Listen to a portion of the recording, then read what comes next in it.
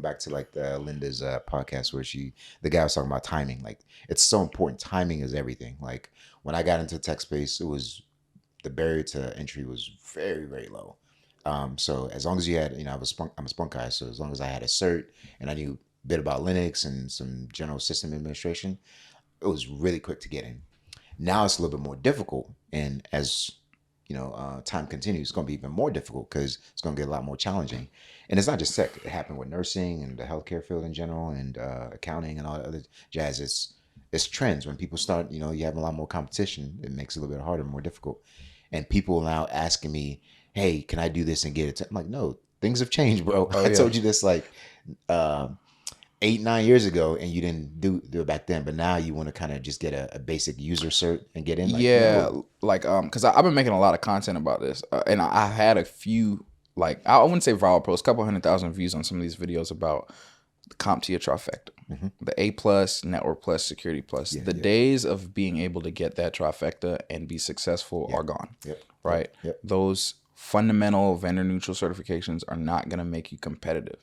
Going back to who you're competing against people who have a specific set of skills that companies value, like being able to understand basic hardware, basic cybersecurity fundamentals, and networking fundamentals is the tip of the iceberg. That doesn't demonstrate your ability to actually truly do a skill with a particular tool.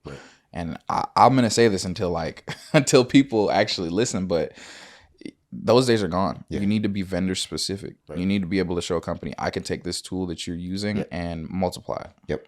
Exactly. Like I know we talked about this also, scalability. Like you're not just going to build a tool for one server or even one network. You're probably going to build it for multiple different networks that are geo-distributed.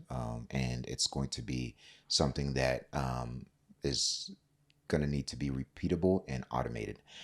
So in terms of like the network plus, security plus, and A plus, like there's so many people that have those certs already. So what differentiates you from the rest of the bunch? Nothing. You guys all are coming in with the same certs. So unless you add on top of that, say, hey, I can do this for you, that maybe one or two people that are in the pool can possibly do as well. But this is kind of what helps me, helps differentiate me more than, these other two people. You're just a number in the pool. And I think a lot of folks don't necessarily understand. So like the numbers game, which goes back to, the Olympic stuff and what we're talking about, like understanding like the ratios there. Like if you have a better ratio to be successful in the tech space, take it. Not saying give up on your dreams. It's just that you got to have legit plans and understand like what are the realities of you being successful in doing this. Just like if you're trying to get in tech space, if you're trying to be a cloud engineer, cybersecurity, whatever it is, like getting all the base level certs, that's just the tip of the iceberg, like you mentioned. Absolutely. Like, what's going to set you apart from this other, new grad that has a degree, that also has maybe an internship and has some of those same basic level certs? What differentiates you from that individual?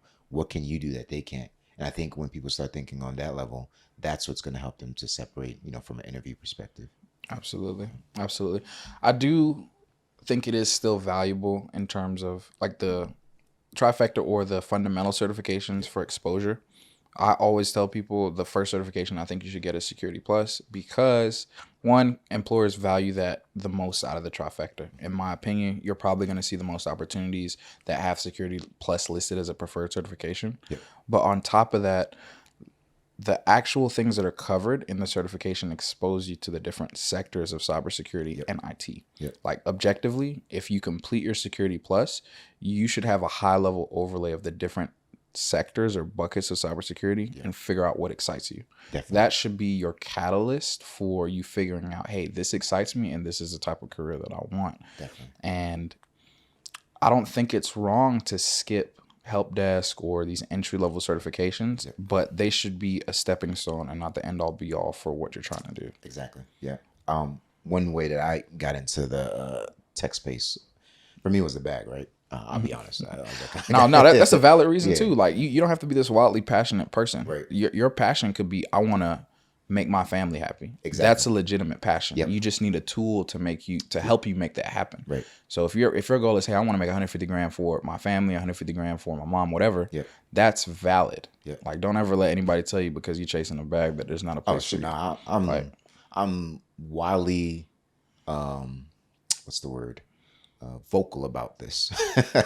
Like, that's how I got in. Now my motives and sort of like passions and all that other jazz, ambitions, have changed, of course, over time. But in terms of like why I got in was because of that. And for me, at the time was, my wife was having a baby, and I wanted her to be able to like take off and rest and not worry about like finances. I wanted that to be the last thing on her mind. And making 150 at the time was it. I was like, all right, if I can do that, because she was making, I think, like 75 and I was making 85. I was like, all right, if I can do the bulk of that together, then I don't have to worry about her having to rush to go back to work. Eventually, when she does go back, that helps us even more. But that was like my motivation. Over time, of course, it's changed. Like now, I would say my motivation is helping people to kind of get into the space as well. Like I've been wildly successful than I ever thought I would be in the tech space. I've been able to do things that I never thought I'd be able to do, vacations and stuff, like that. But the thing that really like motivates me now is like seeing other people and their families like say, oh yeah, thank you, man. I appreciate this. They have kids like, oh yeah, now this is going to be like a splunk baby. Like we laugh and joke about that stuff. Like it's I don't know. It's something that's extremely fulfilling just to see them grow. No, just off of being here, it's exceptionally motivating. Like, as a younger black man, seeing another black man with a family, a career, a house, a platform, like I'm already inspired just by being here. And I'm gonna keep it honest. I come from a broken household, so like the whole family thing is kind of like, But after seeing this, I'm like, you could do this too. You could do this too. Yeah. Like that's enough for me to like already want to kick it into another gear, to be honest. That's dope. Side note, I went to Bahamas for Father's Day. My wife got me a cruise trip, and one of the ladies in Nassau, we were at one of the vendor shops. She saw me with the kids and everything. She gave me like a free hat. It was like a $70 hat, and in the islands, like if somebody giving you like $70, you're like, hold on. Like, now what? Yeah. So I asked, I was like, why? And then she was like, you don't see a lot of young black men with their families here with kids, and that sometimes I forget that's it's not a norm. Not that it's impossible. It's just that it's not as publicized and it's seen as much, and it's important for us to be there and be present and to grow a family together. So I'm looking forward to when you have the wife, kids, and all that other jazz, bro. Oh no, it's on the calendar now. Yeah, that's all I gotta say there. So for any young guys out there who are doing your thing with family and all that, and raising your families, like say thank you. I really appreciate young men like yourselves who have like their mindset, not just from a financial perspective, but also like long term, like a legacy, building. So that's dope, bro. Anyway, we're getting away from tech a bit. All right. So when did you get your first job like in tech? I would say, I think I was like 17, 18, just like regular PC troubleshooting at that point. But to me, I was in the tech space for about 8 years. Like at this point, I'm about to come up on 8. Prior to me getting into cloud, I was just more doing PC builds and basic troubleshooting from there. Gotcha. To me, when it really started to turn the corner was when I got into cloud DevOps. So that was probably more about like 2016-ish, 2017-ish. Okay. But from there, it was more, wow, I really don't like software development. I really don't like software development. It was refreshing to not have lines of errors with code at that point. Yeah.